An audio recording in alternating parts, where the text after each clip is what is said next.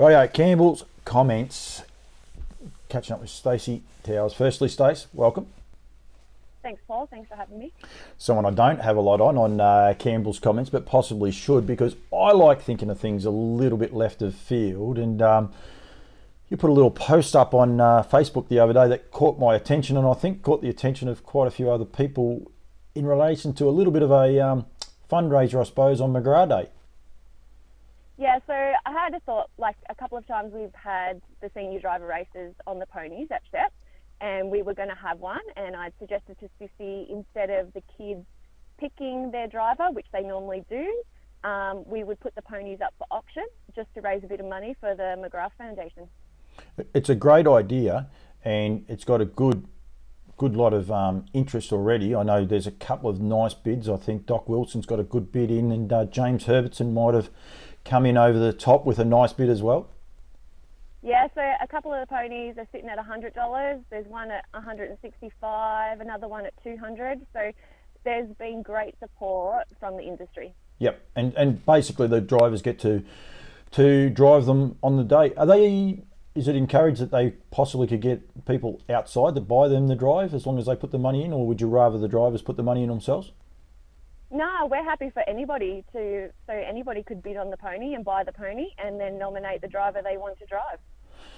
There's a sneaky little suggestion that I should possibly pack my driving gear and get across there. I'm not exactly sure about that. We'll hold sway on that just for the minute, but does intrigue me. Donna was very quick to send me a message that I should try and do something like that. Toby McKinnon, he'll take the mickey out of me though. I'll probably run last again and he'll be ready to take the mickey out of me.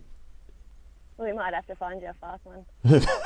I have to bid and get it, but it's open to registered drivers. So anyone that's A and B grade drivers. We're not going to open the can of worms of like concession of the trial drivers. No. Just A and B grades. Yeah, and so Joe Blow on the streets can't just come and buy a pony and have a drive. It'll be run properly, and drivers are expected to conduct themselves properly as well. Like, it's not just a little bit of fun. They're someone's pride and joy. The kids are putting the ponies up, so it's for a great cause, and I think people need to be respectful of that, don't they? Yeah, definitely. Like, we'll be a little bit harsher on the adult drivers. If they gallop too much, they'll definitely be disqualified. They've got to remember that they are the kids' ponies. As much as we all like to have a bit of fun, at the end of the day, the kids have to get back on these ponies. So we ask that they look after them and drive them sensibly. You're big on thinking a little bit different, Stace. I remember, I can't remember the actual cause, and I feel very, very bad, but Mark Buckingham and the likes did a fundraiser for a young man that was tragically killed a few years ago, and you put together a sulky race. Is there anything like that potentially going to happen on this day? Because I actually had to run in a pair of dress shoes to try and video it on that night, and it was no good at all. So I'm going to pack me runners if that is the case. That was a lot of fun. I'm not sure whether we'll fit it in on Sunday. There's a lot going on Sunday. But, you know, if there is a space and we can fit it in, we could possibly do that.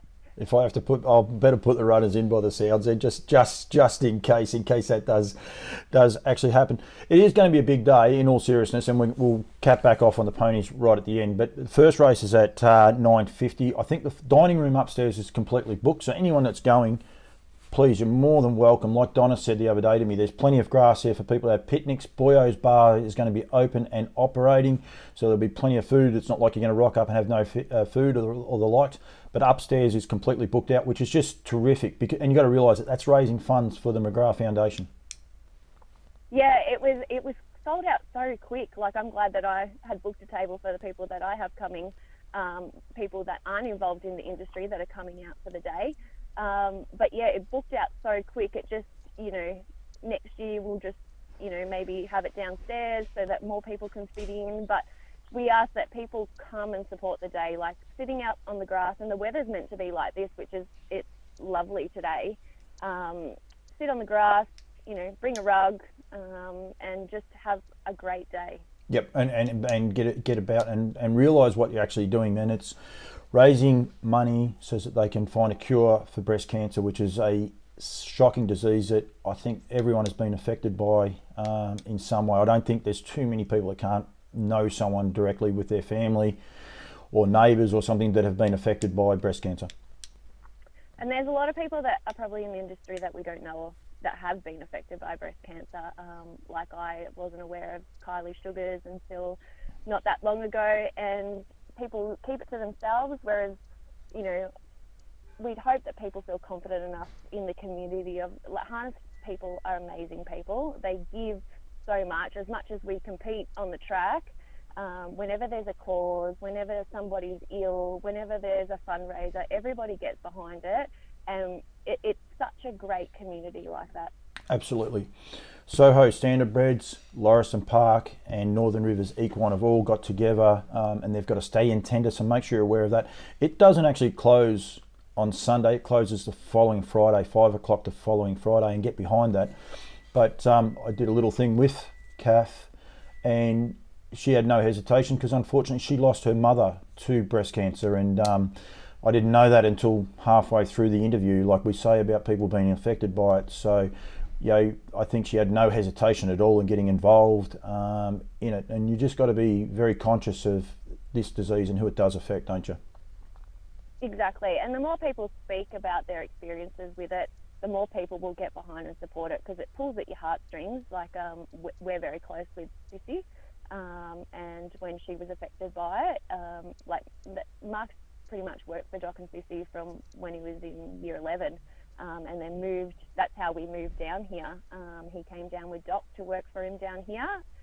Obviously, we train our own now, and he doesn't work for him, but you know, he pretty much grew up raising Georgia. He's her godfather, and we were very affected when Sissy got breast cancer, because you don't know how quickly it can take somebody, you don't know how quickly it can spread, and you just got to try get on top of it as quick as you can.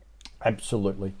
On the day, we've got Lochinvar Arts, a framed photo of Lochinvar Art winning the Hunter Cup, and a set of shoes that he didn't win the Hunter Cup in, but a set of his shoes that he has actually worn on offer for people to get involved with. There is also a equissage, pink equissage, that people can get involved with as well by making offers, and there's a phone number, and I've actually got the phone number above my head, but I can't read it for people to get involved with. But if they want to, go to your Facebook page, or Donna Castle's Facebook page, or the Shepparton Harness Racing Club Facebook page to be able to get those phone numbers. Yep, and there's actually a Pacing for Pink event page, which has a lot of the raffle prizes on it, so go and have a look. You know, there's a lot of silent options as well. I know there's some hampers and some signed memorabilia. There's a lot on the day. Rhiannon Park, they got behind that hamper the other day, which is terrific of Dean and Blanche to chime in, and they look sensational, the hampers. I must say, I don't drink any more, but they just look like they've just got some good goodies in there, that's for sure. Yeah, it was beautiful, and we are so grateful for the people. Look, like, there's people just coming from everywhere donating stuff, so we're not having to put out an outlay cost. Whatever we get on the day is just a donation to the McGrath Foundation. Participants will be looked after with Carbine Chemicals and Mitavite are both getting behind them. It's actually pretty cool. I think you get paid down to 6 with a little bit of promotional stuff. I think first 3 get a Carbine Chemical, the next 3 get something from Mitavite, which is terrific. So people on the day. Trots Vision are going to be there. Nikita Ross, who has been a great driving force as far as Harness Racing Victoria, their representative, and she has a great association with Donna and all you guys as well, and Toby McKinnon, and I can warn everyone that he is wearing the pink suit. I believe it won't be as see-through as what it was a couple of years ago, but he is definitely going to be wearing the pink suit, and they will be continuously live on Trots Vision right through the day.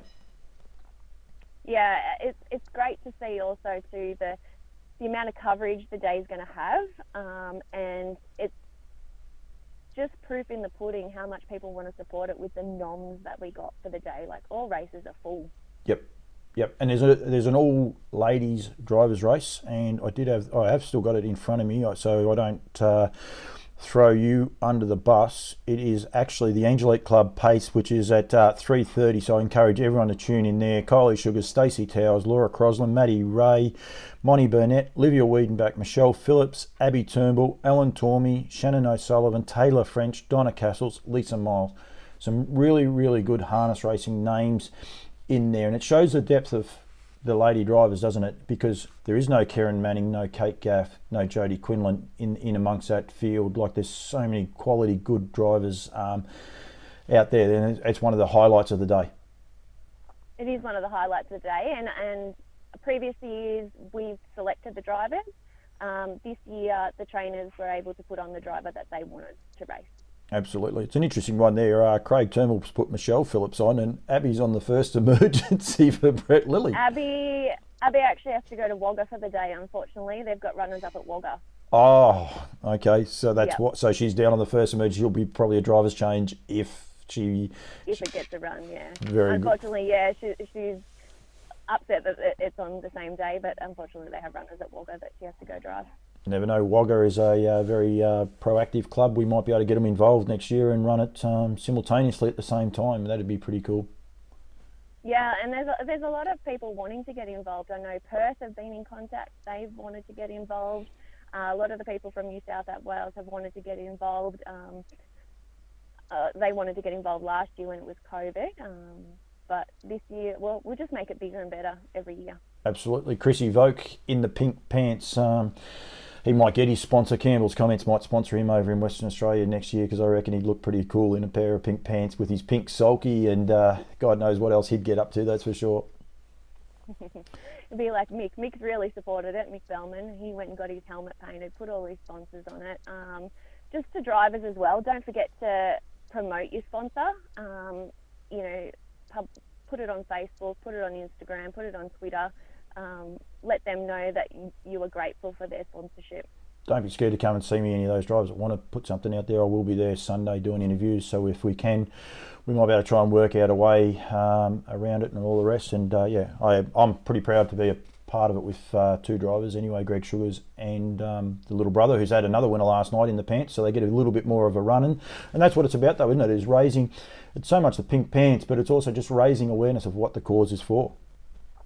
Yeah, exactly. People say, oh, why are they wearing pink pants? So then it starts a conversation about the McGrath Foundation, about breast cancer, about the support people need. Yep, absolutely. Stace, thank you very much. Harness racing drivers, A or B grade drivers, get in there and get your bids in to drive in the pony trot. I'm sure it'll be competitive, that's for sure. Who actually is doing the handicaps? Is Emma Prosser doing the handicaps? So because the day, it's not actually a cup meeting for the kids, so we have a discretionary handicap. So the kids have got their handicaps for the first race, which will be reassessed for the second race, because we want to make it as competitive and the kids finishing as close as possible. So for the drivers' race, we'll be reassessing again after the second race, and then the handicaps will be put up after that, just as another incentive to raise a bit of money. The person that purchases the pony, they also have the option to buy up to 20 metre let up on their handicap. So every 10 metres is $20. So it would be an extra $40 if they want to get a 20 metre let up on their handicap. Who's the handicapper? Am I looking at the handicapper? You're looking at the handicapper. I reckon you're going to get inundated with chocolates and lollies and everything else. I'm sure there'll be some cagey little drivers there trying to butter you up. Well, I only eat Cadbury chocolate and I drink a bit of Captain Morgan, so Stacey Towers, you're very evil, and I'm sure when people watch you walking back out to the car at the end of the day and you've got a trolley, they'll say, well, Stacey's had a good day. There's no worries there at all. I think everybody's going to have a good day. I reckon it's going to just be a great day. Absolutely. It's a day where we get to have a bit of fun as well. Absolutely. Support a great cause, have a bit of fun, and everybody get involved. Yeah, totally agree. And at the end of the day, we're going to do a record of On Loose Lines. Myself, Toby and Daniel's going to be there, and we'll change it up a bit. We'll have a few guests and go from there as well. So try and highlight the day. And this is the thing, it is on this Sunday the 23rd, goes for the month of May, so it doesn't finish on this month. It is just one of those days, and we want to promote it and make it bigger and bigger. You guys have done a huge job in promoting it. 10 years roughly it's been going, and I think hats off to everyone, especially it's Marg, who's not experiencing the best of health and won't be there, unfortunately. She'll be tuned into Trots Vision, I've got no doubt about that, but her health isn't the best, and I think this will be the first one she's missed. Yeah, I think so. She's keeping us on track though from her hospital bed. She's sending us text messages and keeping sure we're in line. Absolutely, well done. She asked me if I wanted to feed, and I said to her no 3 times. I said no, but I think I've got to feed, because she won't take no for an answer, does she? No, she's very passionate, Marg, and she's done a fantastic job with this. Stacey Towers, thank you very much. Thanks, Paul. Have a good day. See ya.